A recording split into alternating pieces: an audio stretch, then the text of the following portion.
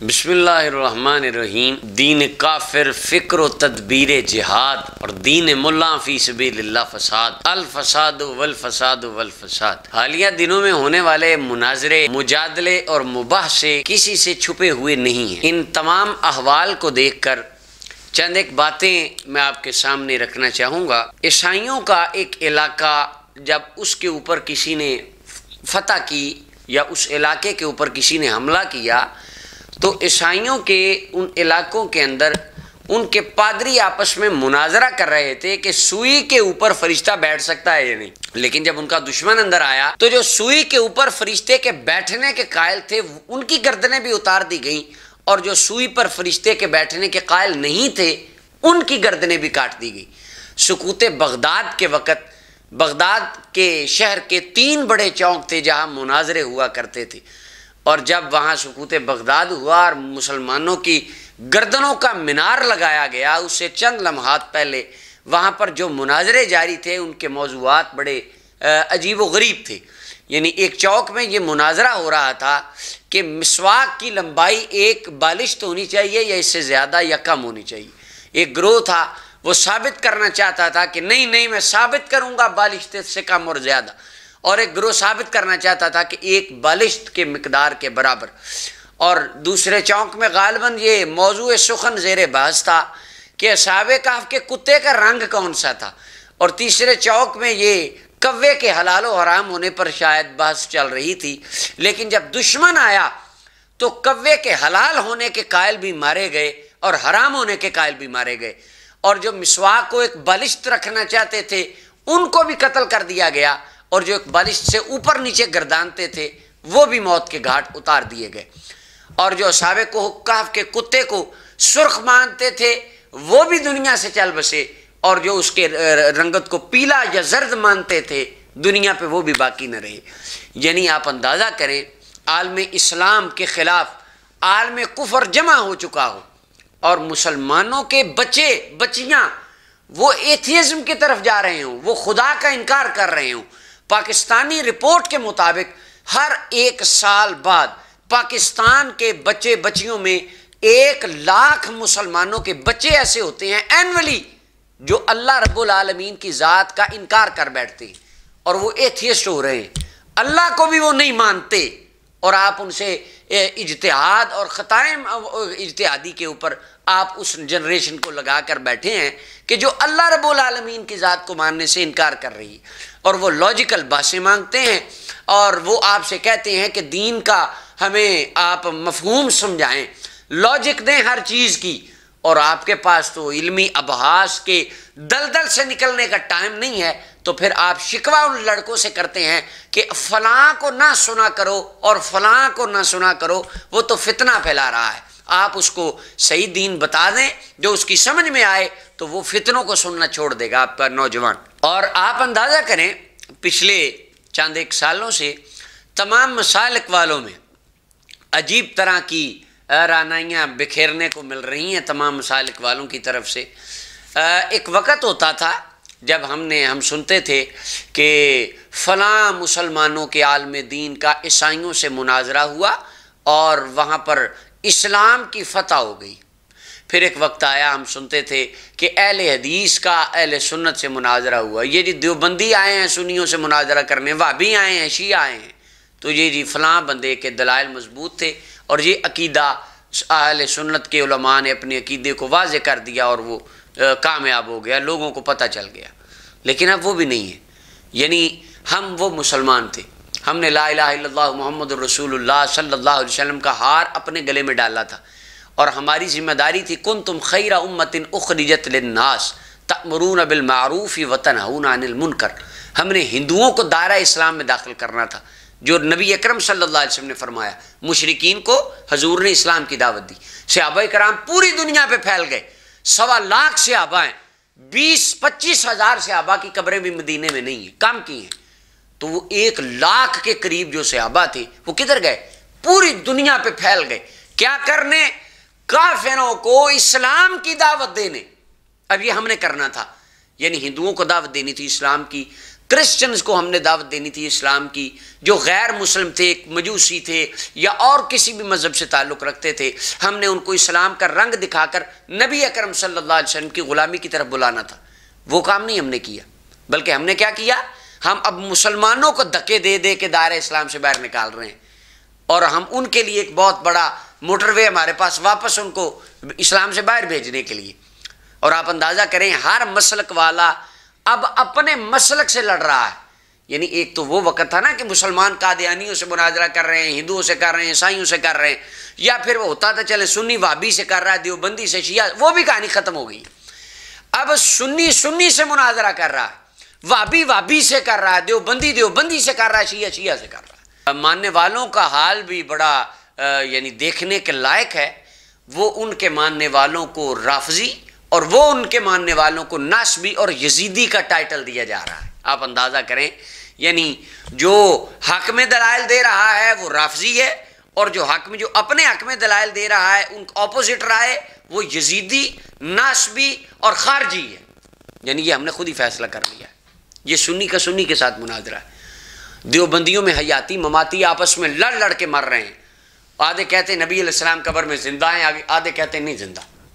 اس پر ان کے علماء کے انٹرنیٹ پہ لا تعداد مناظرے موجود ہیں۔ اہل حدیثوں کے اندر دو گروپ بن چکے ہیں، ایک حسینی اور ایک یزیدی۔ کچھ وہ یزید کو رحمت اللہ علیہ کہنے والے وہ الگ فرقہ ہے، اور امام حسین کو صحیح کہنے والے، یزید کو غلط کہنے والے ان کا الگ فرقہ ہے۔ وہ ایک دوسرے کو للکارے مارتے ہیں، للکار کے کہتے ہیں آؤ مناظرہ کرو، ہمارے سامنے بیٹھو، ہم ثابت کریں گے یزید تو اچھا بندہ تھا، اور دوسرے کہتے ہیں ہم ثابت کریں گے یزید لعنتی بندہ تھا۔ یعنی یہ وابیوں کے ساتھ مناظرہ کر رہا ہے، یعنی کسی کے ساتھ کیا بیچاروں نے کرنا ہے، وہ اپنے ساتھ مناظرہ کر رہے ہیں آپس میں ایک دوسرے کے ساتھ۔ اور شیعہ حضرات کا غالباً 2020 یا 21 میں ان کا لائیو مناظرہ سوشل میڈیا پر نشر ہوا تھا۔ دو شیعہ کے گروپ بیٹھے، ادھر بھی شیعہ ادھر بھی شیعہ۔ ایک شیعہ ثابت کرے گا کہ نماز میں تشہد میں اتحیات میں اشہد ان علی ولی اللہ پڑھنے سے نماز ٹوٹ جاتی ہے، دوسرا کہتا ہے نہیں ٹوٹتی، اگر نہ پڑھے تو نماز ہی نہیں ہوتی۔ یہ شیعہ کا شیعہ کے ساتھ مناظرہ۔ اب آپ میرا ایک معصومانہ سا سوال ہے، قادیانیوں سے مناظرے کس نے کرنے ہیں؟ عیسائیوں کو دین کی دعوت کس نے دینی ہے؟ یہودیوں کو کس نے اسلام کی طرف بلانا ہے؟ ہندوؤں کو نبی اکرم صلی اللہ علیہ وسلم کا دین کس نے بتانا ہے؟ اور بلکہ ایک ہمارے صاحب ہیں پاکستان میں، اللہ تعالیٰ نے ان کو اسلام کی دولت بخشی، عیسائیت سے وہ اسلام کی طرف آئے۔ وہ کہنے لگے کہ میں ایک جگہ پر دعوت دینے گیا، دعوت کے سلسلے میں، تو مجھ سے ایک عیسائی کو، میں نے اپنے ایک کرسچن دوست تھا، اس کو دعوت دی، اللہ تعالیٰ نے اس کے اوپر اس بات کا اثر کیا، اس نے کلمہ پڑھ لیا، مسلمان ہو گیا۔ مسلمان ہونے کے بعد وہ رونے لگا اور کہنے لگا اللہ سے میں قیامت کے دن شکوہ کروں گا، پاکستان کے تمام علماء کی شکایت لگاؤں گا اور آپ کی بھی شکایت لگاؤں گا کہ آپ لوگوں نے مجھ تک دین پہنچانے میں اتنی تاخیر کیوں کر دی؟ میرے ماں باپ عیسائیت پر مر گئے، اگر کچھ دیر پہلے آپ نے مجھے بتایا ہوتا میں ان کو بھی کلمہ پڑھا کے حضور کا غلام بنا دیتا۔ یہ عیسائی کا پوری امت کے مسلمانوں سے شکوہ ہے۔ حالات یہ ہیں کہ آپ کسی سے اختلاف نہیں کر سکتے، یعنی کس کو سمجھائیں، درد دل کس کے سامنے رکھیں، یعنی کوئی دوسرے شخص کو ماننے کے لیے تیار ہی نہیں ہے۔ ہر بندہ اپنے ذام میں علم کل ہے، مجدد وقت ہے، غوث زمان ہے، قطب الاقطاب ہے، غوث الاغیاث ہے، ہر بندہ اپنے ذام میں سارا کچھ۔ اللہ تعالیٰ کے قرآن نے فرمایا تھا فوق کل ذی علم علیم، ہر عالم سے بڑا عالم ہوتا ہے۔ مگر پاکستان کے اندر جو مسلکی تعصب اور منافرت اور فرقہ واریت کا عروج ہے، اس کو دیکھ کے نظر آ رہا ہے کہ نہیں، ہر بندہ ہی ساری دنیا سے بڑا عالم ہے، کوئی کسی سے بڑا عالم نہیں۔ ہر بندہ کہتا ہے سب سے بڑا علم کل میں ہوں، بس ہمارے شیخ صاحب کی تو کیا بات ہے، ہمارے حضرت جو کہہ دیں وہ حق ہے۔ سنیت کے حقیقی ٹھیکیدار ہمارے مرشد کریم ہیں، اصل سنیت کو سہارا ہی ہمارے مرشد لاجپال نے دیا ہے، بلکہ سنیت کو بچانے والے تو میرے حضرت صاحب ہیں۔ وہ کہتے ہیں نہیں، صحیح ترجمان سنیت کے صرف میرے حضرت صاحب ہیں۔ ہمارے اکابر بڑے علماء اولیاء نبی اکرم صلی اللہ علیہ وسلم کے اصحاب صحابہ کرام میں دیکھیں، ان میں یہ شیوا نہیں تھا کہ بس میں ہی سارا کچھ ہوں اور کسی کو تو کچھ آتا ہی نہیں ہے۔ حضرت سیدنا علی المرتضیٰ کرم اللہ تعالی وجہ الکریم آپ کتنی خوبصورت بات فرماتے ہیں۔ امام دارمی 3 سندوں سے روایت لائے ہیں۔ مولا علی فرماتے ہیں یا بردہا علی القبض، سینے پر ٹھنڈ پڑ جائے، جگر ٹھنڈا ہو جائے، اذا سئلت عما لا اعلم ان اقول اللہ عالم، کہ اگر مجھ سے کوئی ایسی بات پوچھی جائے جو مجھے نہ پتا ہو، میں کہوں اللہ زیادہ جانتا ہے، یار مجھے نہیں پتا۔ یہ مولا علی فرما رہے ہیں۔ اور ترتیب المدارک میں ہے، عبداللہ بن وہب کہتے ہیں میں نے امام مالک سے ساری زندگی 30,000 مسئلہ پوچھا، 30,000 مسئلہ، اور اس میں سے تقریباً 15,000 یا اس سے بھی کم مسئلے انہوں نے بتائے۔ 15,000 مسائل کے متعلق آپ نے فرمایا لا ادری، مجھے نہیں آتا۔ اور ایک مرتبہ آتا ہے، ایک روایت میں آتا ہے کہ امام مالک کے پاس ایک بندہ سفر کر کے آیا اور اس نے 50 یا 80 مسئلے پوچھے، 10-20 بتائے، اور باقیوں کے بارے میں انہوں نے فرمایا یار مجھے نہیں آتے۔ تو وہ کہنے لگا اتنی دور سے سفر کر کے آیا تھا، اتنا نام سنا تھا مالک کا، اور آپ کہہ رہے ہیں مجھے مسئلہ ہی نہیں آتا۔ آپ فرمانے لگے کہ تو اپنے گاؤں میں جا کے یہ کہے کہ مالک کو مسئلہ نہیں آتا، یہ مجھے برداشت نہیں ہے، میں تجھے غلط مسئلہ بتاؤں اور قیامت والے دن اللہ مجھ سے پوچھے مالک بتا اس کو مسئلہ غلط کیوں بتایا تھا۔ یہ دیکھیں، اندازہ کریں۔ لیکن آج آپ کسی سے پوچھ کے تو دیکھیں، ہر بندے کی اپنی رائے ہے، ہر بندے کا اپنا نظریہ ہے۔ آپ 10 سال آپ حق سچ عقیدے کی، قرآن و سنت کی صحیح ترجمانی ان لوگوں کو بتائیں، 10 سال بعد ان کے پیر سے اختلاف کر دیں، 10 سال کی محنت کو آپ کے منہ پہ مار دیں گے اور کہیں گے تم سے بڑا غدار اور بے شرم بندہ ہی کوئی نہیں اس کائنات میں، اور آپ کو گالیوں دینے پر اتر آئیں گے، ذاتی پرسنل اٹیک کریں گے، اور مسلمان تو کیا انسانیت کے اخلاق سے بھی نیچے گر جائیں گے۔ یہ ہماری مذہبی رواداری اور رویے بن چکے ہیں، اور اس میں نبی اکرم صلی اللہ علیہ وسلم کی امت کا نقصان در نقصان ہوتا چلا جا رہا ہے۔ سادہ بندہ پریشان ہے کہ میں کیا کروں۔ یہ امت علماء سے اٹیچ ہوئی تھی قرآن و سنت لینے کے لیے، اب وہ علماء آپس میں لڑ رہے ہیں، ایک دوسرے کے دستوں گریبان ہیں، اور امت کھڑا ہو کے تماشا دیکھ رہی، کیا کریں۔ اتنے میں ایک صدا آتی ہے کہ یہ اسکالر ہیں، یہ ڈاکٹر ہیں، یہ انجینئر ہیں، اور یہ پتہ نہیں کوئی نجومی ہیں، ان سے دین لے لو، اور وہ عوام ویسی وہ سارے ان کے پیچھے چل جاتے ہیں۔ بعد میں ہمارے بندے کہتے ہیں ہمارے بندے تو گمراہ ہو گئے۔ گمراہ ہوئے کیوں ہیں؟ کبھی ان کی وجوہات پر بھی ہمیں غور کرنا چاہیے۔ اللہ تعالیٰ امت مرحومہ کے اوپر ان کی حالت زار پر رحمت فرمائے، اور اللہ تعالیٰ امت کی اصلاح فرمائے۔ اہل علم کی اصلاح کرنا مشکل ہی نہیں، انسانوں کے لیے ناممکن ہے، اللہ تعالیٰ کی دست قدرت میں ہی یہ سارا کچھ ہے۔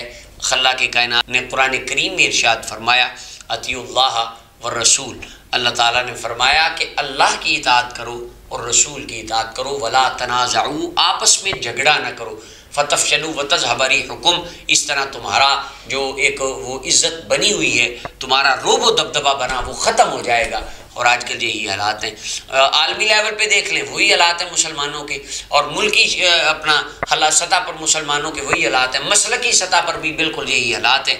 اور نبی اکرم صلی اللہ علیہ وسلم کی وہ حدیث یاد آتی ہے، فرمایا ایک وقت آئے گا مسلمانوں کی اہمیت اس طرح ہوگی جیسے سمندر کے اوپر چلنے والی جھاگ ہوتی، یعنی اس جھاگ کی کیا اہمیت ہوتی۔